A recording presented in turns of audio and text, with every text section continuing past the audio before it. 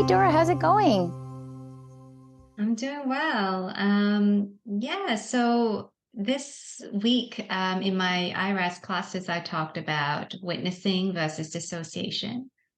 Because I think it's really maybe something interesting that we can just touch on because in meditation, both can occur. And sometimes students get a little bit mixed up about, well, if I'm witnessing, does it mean that I'm dissociating? Does it mean that I'm trying to disconnect from what I'm feeling or what's coming up? And so, yeah, what are your thoughts around that, Jen? I guess what lights up for me is, attending the different sort of irest trainings, as well as, trainings that are related to therapists. And I really think of those terms as in terms of working with therapy, I guess, and working with trauma.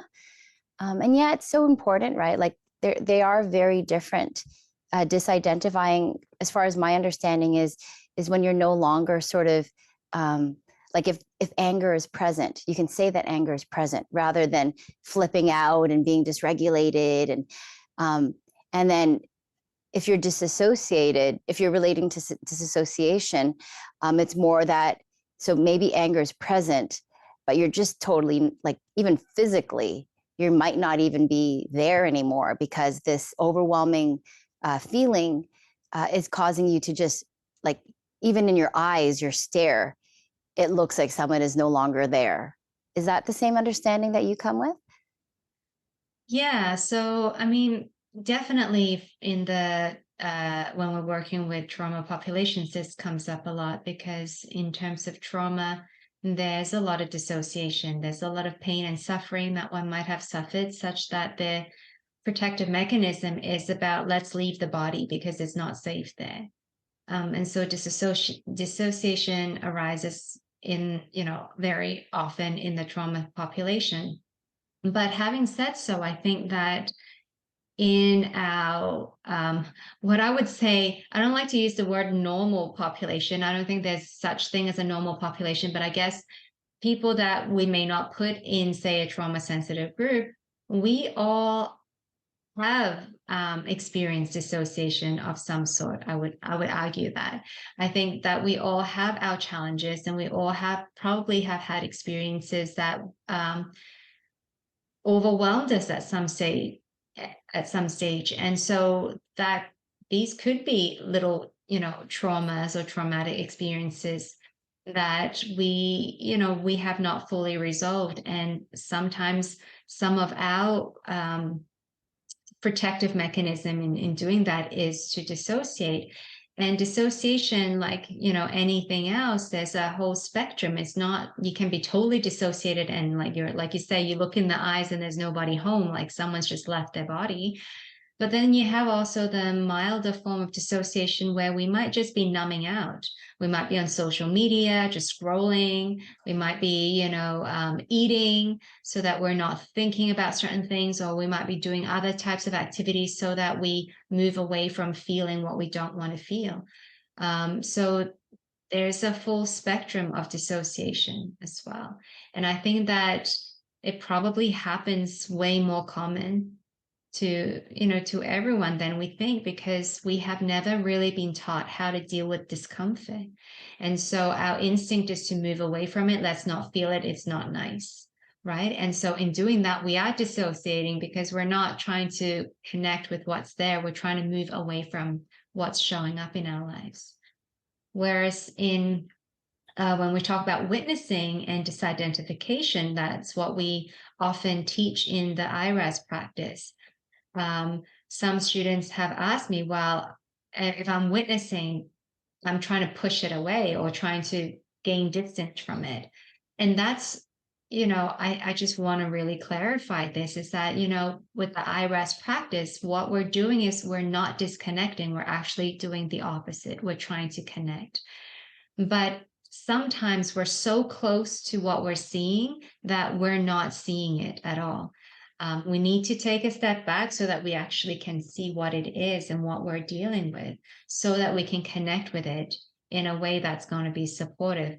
So I find that in witnessing and disidentification, yes, it creates some space, but it creates space so you can gain a wider perspective so that you can reconnect. What do you think about that, Jen? Yeah, I really agree with what you were saying. It was making me think of how because we're not taught about this, and luckily, there are more avenues for people to learn about this, which is so helpful. Because neither one are bad.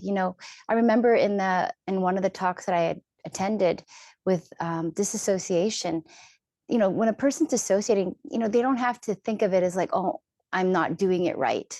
But rather, that's exactly what you needed to do. It wasn't safe for you to be in your body, maybe at that time when whatever trauma, was happening to you.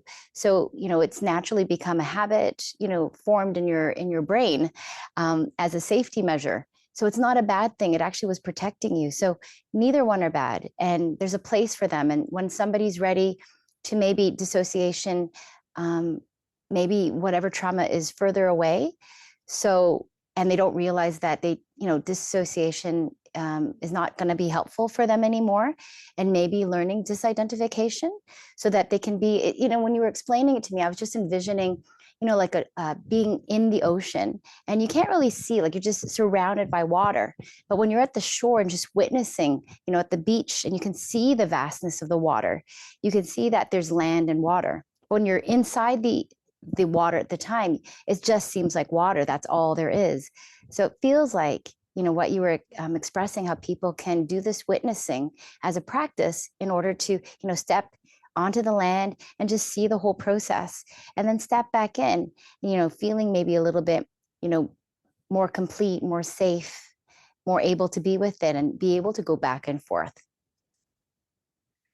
Yeah, and what you said really brings to mind the polyvagal theory, because like you say, when we dissociate, it's not that we've done something bad.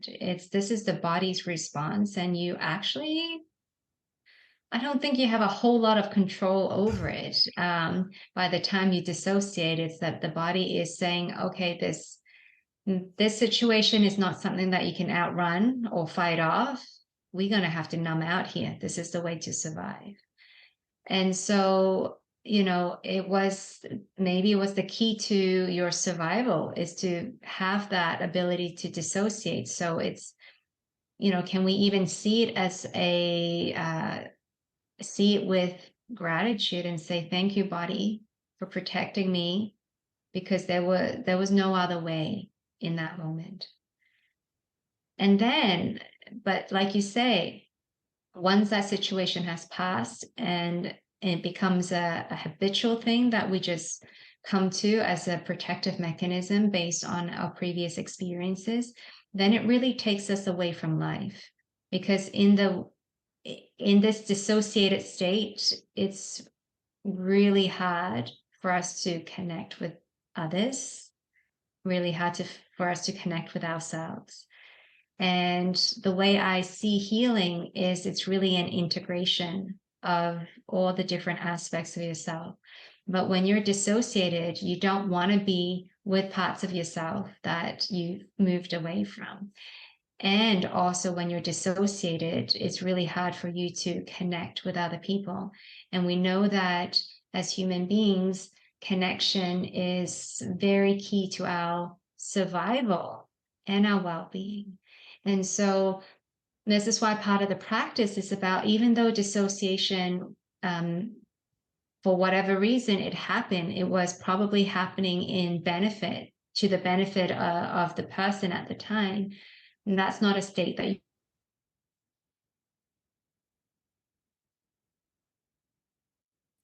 so that the body can feel like it's okay to inhabit the body again. And in doing so, maybe we can start to come to a place where we can have deeper connections with self and others, where we can heal. I'm just going to clap here because there was a disconnect in the internet. So can you say that last part one more time? No. Oh, okay. Because I did not think of it. It just comes through. Okay, So I'm going to clap again. What I said. So I might need to help Mark with that. That's okay. So, yeah, so it sounds like it's really important for people to understand the difference between disidentification and disassociation, not as a way of needing to fix it or change it, but just to realize that they're natural. And they are ways that our mind and body uses as strategies or safety measures.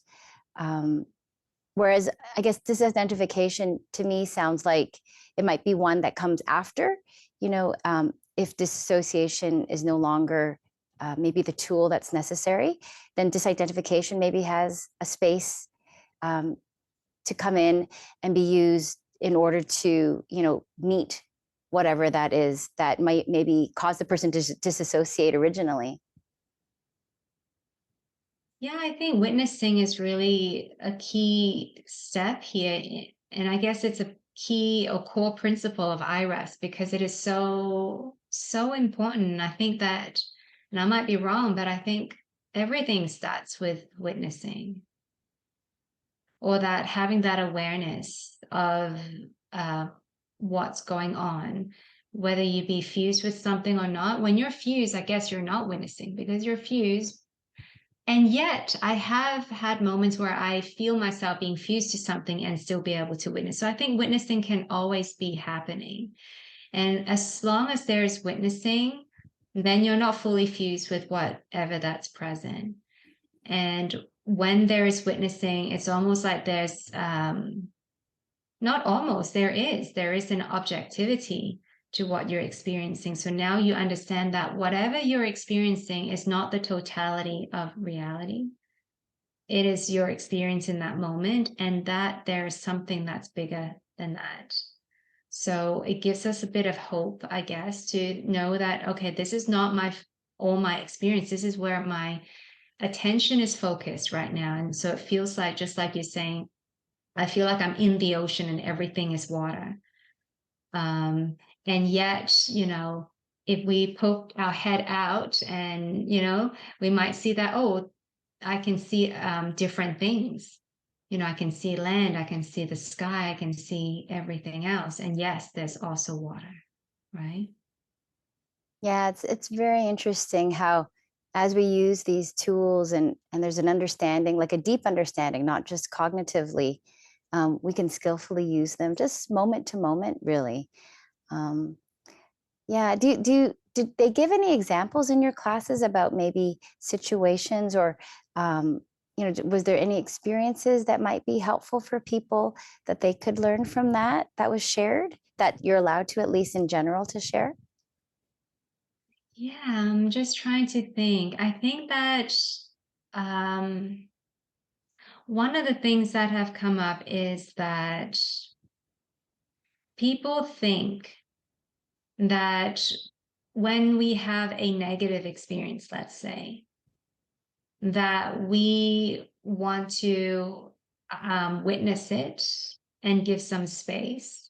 And they might mistakenly think that we're not feeling that emotion, or we're trying to move away from it. And that sometimes in the irest practice, we do explore opposites. So this is why I feel like I want to clarify this, because we're not trying to say, oh, get rid of the negative emotion and then think of the good one.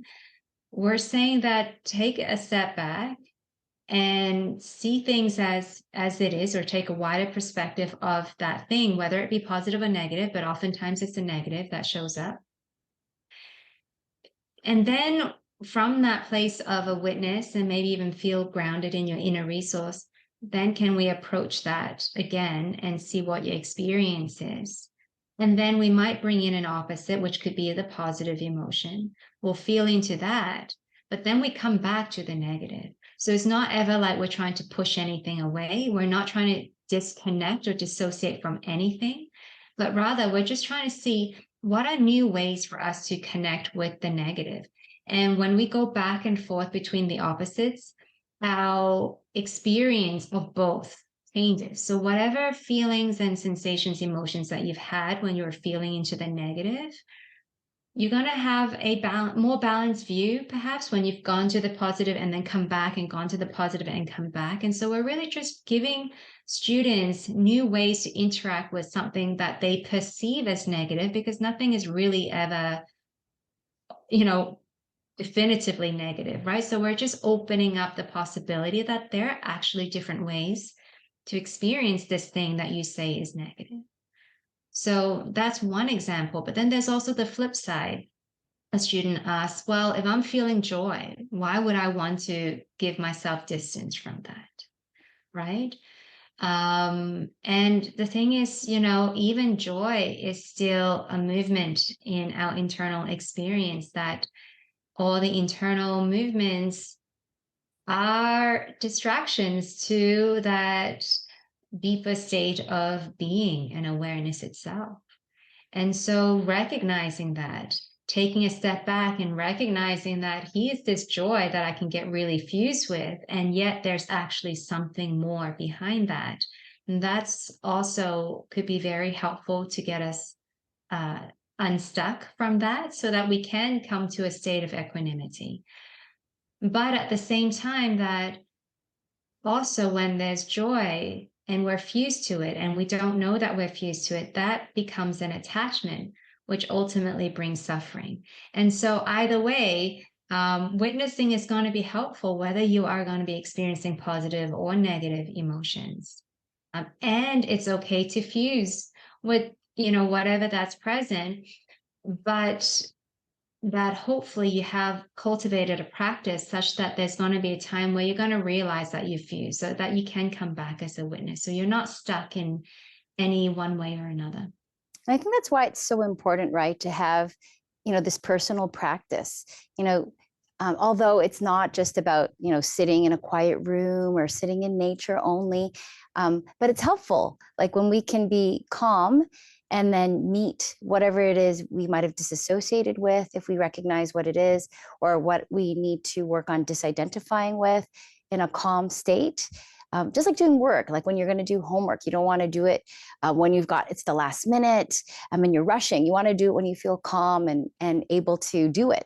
So same thing, this is the work. And that's why we do it at those times, meet all of it. Or whatever we can, or whatever we want to welcome, so that when it does appear in regular life, we recognize it, right? Over and over again, we're able to recognize it. So yeah, it's an interesting thing, to be able to practice more formally or more personally, so that we can live it, day to day. Yeah, wonderful. Do you have any tips that you want to share with the listeners today? So I think what was emerging, actually, as you were talking about witnessing, was the other practice of anthropomorphizing. So that might be a nice way of disidentifying, when you're able to say, so what does this look like? And it's a little bit further from you. Well, it kind of looks like this, like fiery, red, scary thing in the corner.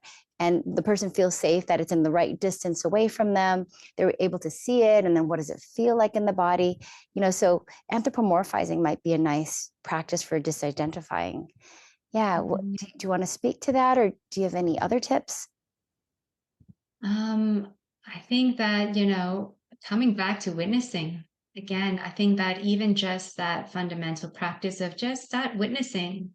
Whenever you remember to witness, and you can witness anything and everything. And so witnessing your breathing, witnessing sensations in the body, witnessing the thoughts that might be coming through. And this will all help us to cultivate an attitude of disidentification. And I just realized we didn't really clarify what disidentification is. And the way I see it is that, whenever something comes up, our ego is very good at being there and appropriating everything for itself. And so we just see whatever comes up and we grab onto it and we think that this is me. It's the sense of self. And so what we're trying to really do is disidentify from that and to realize that, okay, that's what the ego did, but whatever that's coming up is actually not me. It's showing up in my awareness. I can be aware of it. I can witness it, but it's not me. And I think that that's a really powerful practice. And I don't want to, suggest how it might feel for people who practice this. I want the listeners to really try it out and see that when you have, really appropriated something for yourself, just like you said, I am angry. Okay, feel that anger, feel that in the body. And then what happens if you were to step back and be a witness? And instead of saying, I am angry, acknowledge that anger is present. So there's not I and anger. It's just no, it is what it is. Anger is present. And I, if you have to put an I as the witness, I'm witnessing this anger that is here.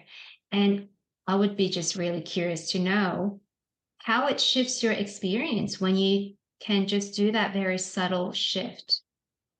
I love that. I think they have some things that they can practice now, especially like you said, even starting with just the breathing. If we can disidentify, and just witness the breathing, start with that, and then you can, grow into witnessing other things that are emerging, like being present with any big emotion, perhaps.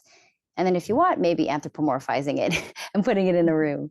So let us know how that all goes. Thank you so much, Dora. Thanks, Jen.